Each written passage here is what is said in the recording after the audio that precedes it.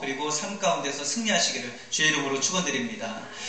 주일날 은혜 받는 거 참 어려워요. 그런데 집중하고 우리가 여러 가지 세상의 생각들 다 내려놓고 끊고 주의 말씀만 듣겠으니 주여 응답하여 주옵소서, 말씀하여 주옵소서, 이렇게 생각하면요, 하나님께서는 우리에게 그렇게 할 수 있는 이성과 또한 성령의 도우심이 있습니다. 그래서 이 시간에 하나님의 말씀 집중하셔서 우리의 생각을 끊고 은혜 받는 시간 되시기를 바랍니다. 오늘 말씀의 제목 가짜 믿음과 진짜 믿음이에요. 좀 부담스러운 내용이에요. 그다음에 부담스러운 제목이에요.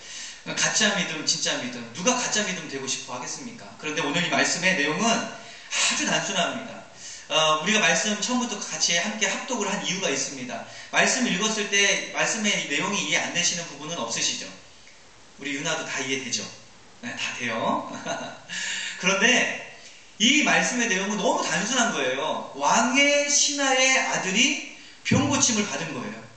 그것을 54절에 가서 보니까 두 번째 표적이라고 하면서 기적사건이라고 지금 예수님 말씀하시는 겁니다. 그러니까 이것은 누가 부인할 수 없는 기적의 사건인 거예요. 죽기 직전에 아들이 병 고침을 받은 겁니다. 굉장히 은혜스러운 이야기지만 오늘 예수님께서 이 이야기를 굳이 두 번째 표적이라고 밝히는 이유가 있어요. 그것은 첫 번째 표적과 그리고 요한복음에서 나타난 여러 가지의 표적을 하나의 메시지를 두고 지금 말씀하고자 하시는 그 이유가 있다는 겁니다. 요한복음에는요 7가지의 표적만 기록되어 있습니다. 아시다시피 마태복음에서 요한복음까지 이 복음서, 그죠?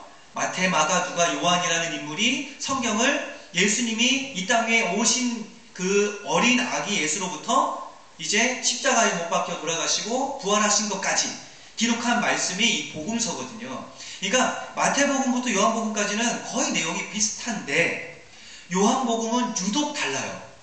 요한복음을 기록한 사도 요한이 요한의 공동체, 요한교회의 공동체를 두고서 특별히 드리고 싶은 메시지가 있었다는 겁니다. 그런데 다른 복음서에는 여러 가지 기적들이 많이 나타납니다. 그런데 요한복음에는 7가지만 나타나 있다는 거죠. 그 중에 오늘 우리가 보는 것이 두 번째 기적이라는 사실이에요. 여기에서 나타난 표적이라는 단어가 있어요. 이 표적이라는 단어는 표적수사 이런 거 아시죠? 그죠? 그래서 표적이라는 단어는 기적이긴 한데 목적을 담고서 일어나는 기적을 표적이라고 하는 거예요. 예수님은 이 표적이라는 것의 그 표적의 목적이 뭐냐면 예수님 자신이 하나님의 아들로 이 땅에 오셔서 우리를 구원하실 메시아라, 이것을 나타내기 위한 기적으로 표적을 보여주시는 겁니다. 그러니까 이 말씀의 메시지의 핵심은 예수님이 누구시냐? 우리는 잊지 말아야 될 것이 예수님은 기적을 베푸실 때는 내가 하나님의 아들이다, 내가 곧 하나님이다 라는 것을 말씀하고 싶어서 이 표적을 베푸는 거예요. 단순히 우리의 인생, 우리의 일상에 이거 필요합니다, 저거 필요합니다 해서 그냥 우리의 필요 조건을 채우시는 그러한 기적이 아니라는 거죠. 그런데 성경에 보면은 이 많은 사건들, 기적 사건들을 보면 그렇게 한 번도 하나님께서는 허락하신 적이 없어요. 우리가 필요해서 이거 하나 작은 것 채워주시기 위해서 기적을 베풀어 주신 적이 한 번도 없어요. 근데 우리는 어디에 집중하고 어디에 의식이 발달해 있냐면, 우리의 믿음이 발달해 있냐면 53절에 가서 읽어보니까 어떻게 해요? 그의 아버지가 예수께서 그 내 아들이 살아있다 말씀하신 그때인 줄 알고 자기와 그 온 집안이 다 믿으니라 하면서 그 52절에 내 아들의 열기가 떨어졌나이다, 여기에 우리는 열광한다는 거죠. 그러니까 뭔가 기적이 일어난 것에 대해서 열광한단 말이에요. 그런데 오늘 이 말씀은 표적과 기적을 사이에 두고서 우리에게 가르쳐 주시고자 하는 메시지가 있습니다. 강해 설교 안에 좀 강해 설교만의 그 독특한 맛이 있어요. 근데 오늘 이 말씀은 표적을 사이에 두고 가짜 믿음과 진짜 믿음을 지금 하나님께서는 구분하고 싶어 하시는 거예요. 혹시 내 믿음이 가짜 믿음이라고 생각해 보신 적이 있으십니까? 있으시죠? 너무 이렇게 힘들어하지 마세요. 왜냐하면 제가 이 말씀 준비하기 이전에도 사역자이기 이전에 청년 때나 모태신앙으로 자랐을 때에도요, 끊임없이 내 신앙이 진짠가 가짠가 항상 하나님 말씀 앞에 그 도마 위에 올려놓았던 기억들이 너무 많아요.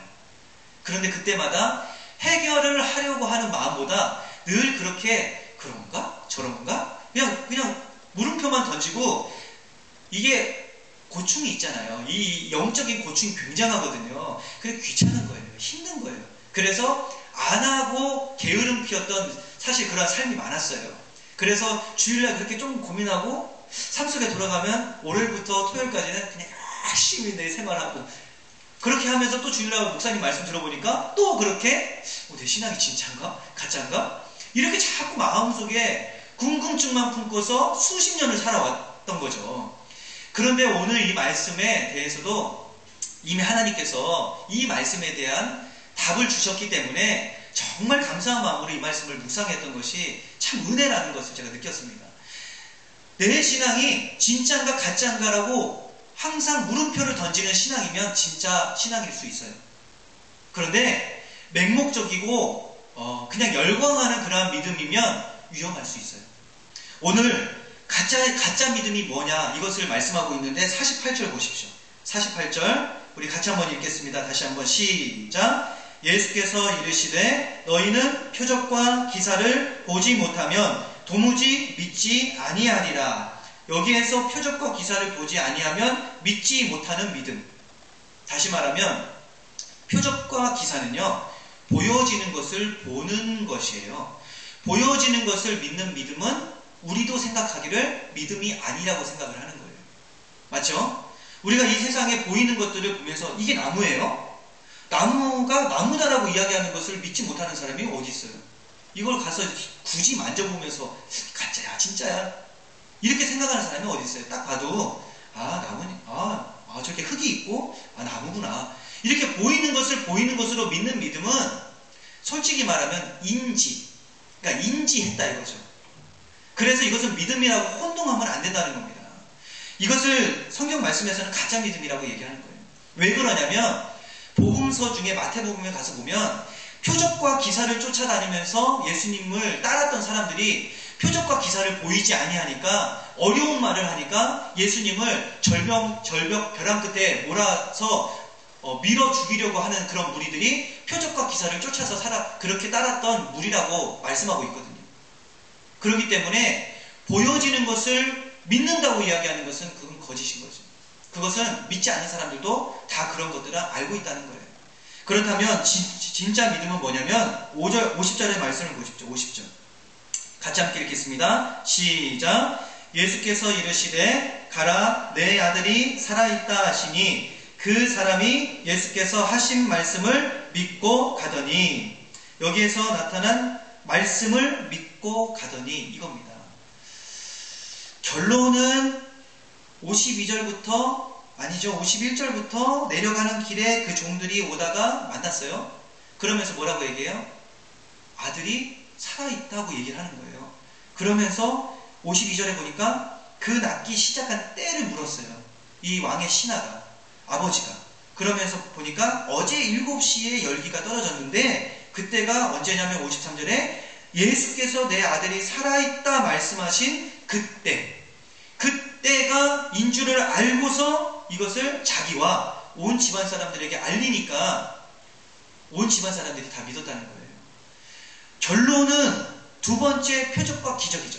그러니까 기적 같은 일이 발생한 거예요. 그런데 이 왕의 신하의 믿음은 뭐냐면 당장 눈앞에서 기적을 본 것이 아니라는 거죠. 하나님의 말씀, 예수 그리스도의 그 말씀이 내 아들이 살아있다라고 하면서 가라 라고 이야기하니까 그때서 간 거예요. 갔을 때 뭐라고 생각하면서 갔을까요? 아유 진짜 뭐 기적은 안 보여주시고 가라고 하니까 이건 자포자기네, 아유 그냥 가자, 뭐 본 것도 없네, 이렇게 생각하고 갔을까요? 아니면 그 말씀, 그 지푸라기라도 잡고 싶은 심정에 이 말씀 믿고 싶다, 백부장의 믿음처럼 말씀만 하옵소서, 믿고 싶은 거예요. 너무 간절해가지고 정말 그렇게 됐으면 좋겠다, 하나님 그렇게 해주십시오라고 간절히 마음에 소원해서 믿음으로 간 거예요. 간 중에 종들을 만나서 이야기를 들었는데 악불사 이겁니다. 된 거예요, 그게.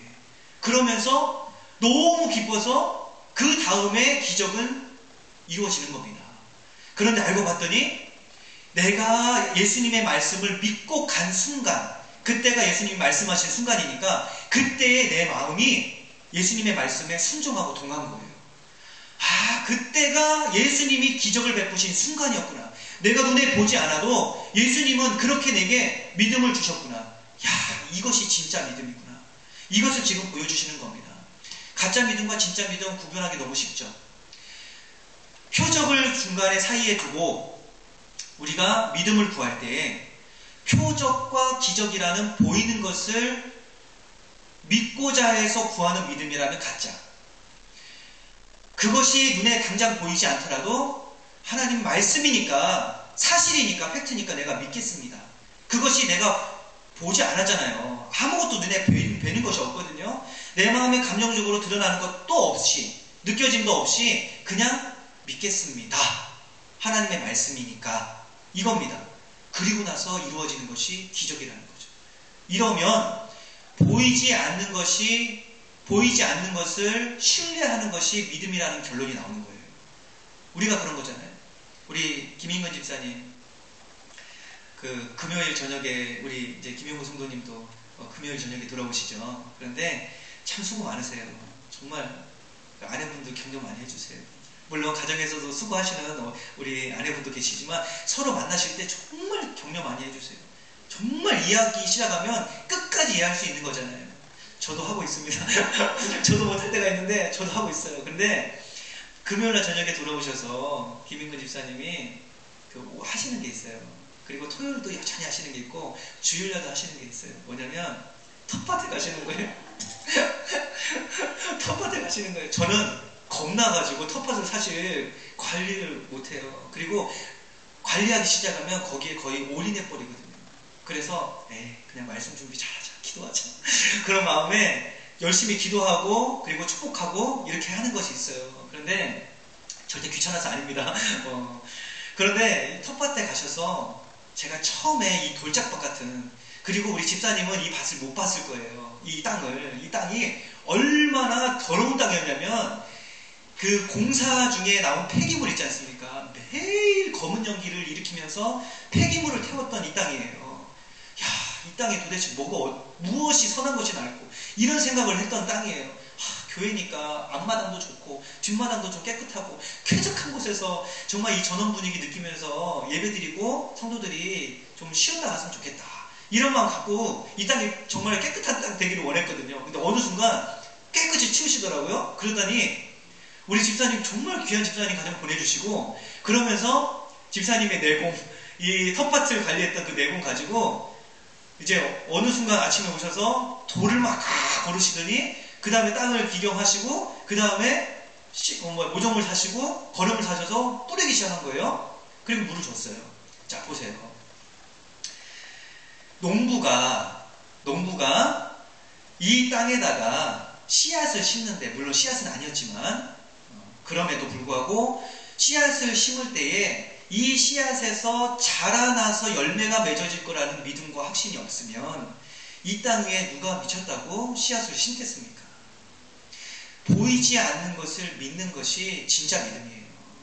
우리가 하나님의 말씀 가운데서도요, 예수님의 십자가에 달리신 것을 어떻게 보고 믿겠습니까? 중요한 것은 이렇게 의식을 하시면 굉장히 믿음이 되실 거예요. 의시가 되실 거예요. 예수님이 십자가에 달리신 그 순간